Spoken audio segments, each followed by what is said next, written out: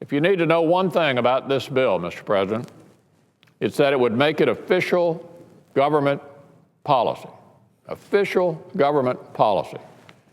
bail out the biggest Wall Street banks. This bill would make it official government policy to bail out the biggest Wall Street banks.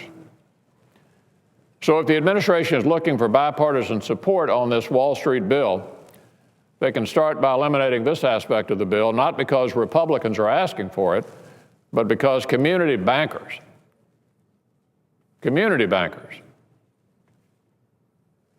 all across the country and American taxpayers are demanding it. Today I want to talk about bailouts.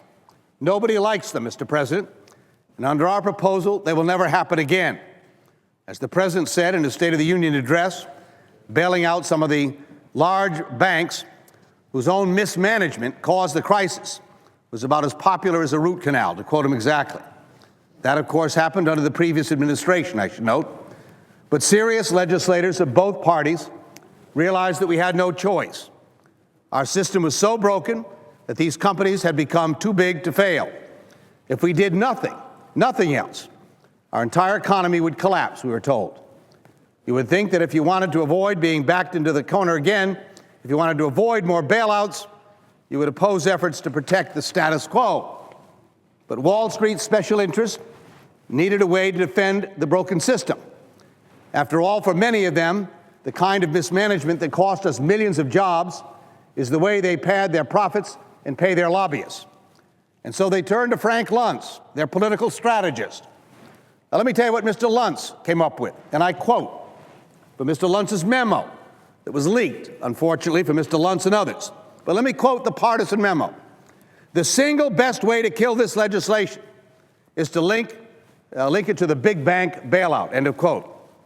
No matter what is proposed, no matter what's in the bill, no matter what the protections it includes, call it a bailout.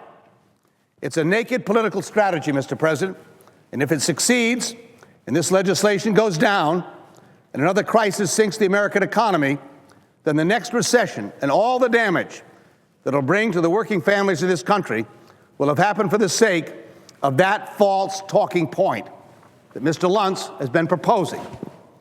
Mr. President, it's straight from the Wall Street special interest talking points. That's what they're determined to do, defeat this bill by suggesting somehow that there's a bailout provision in this bill. Nothing could be further from the truth. The bill, as drafted, ends bailouts. Nothing could be more clear in the legislation. And let me tell you how we do it. Our bill imposes tougher standards on large, risky Wall Street firms. It eliminates the federal government's capacity to bail out individual companies. And it requires that financial firms write their own shutdown plans and even pay for the liquidation process if it is needed. Here's what I have to say to Wall Street, Mr. President. If you have a better idea, let's hear it. If you have other ideas, let's debate them. But if all you have up here is a black and white talking points that bear no relation to reality, don't reflect the efforts that have gone on for months to try and produce a proposal here that might attract broad support in this chamber, here where serious senators have done serious work, and nothing but write it off somehow by quoting a political strategist's talking points, then all of this effort, I wonder what's been made for over these many, many months.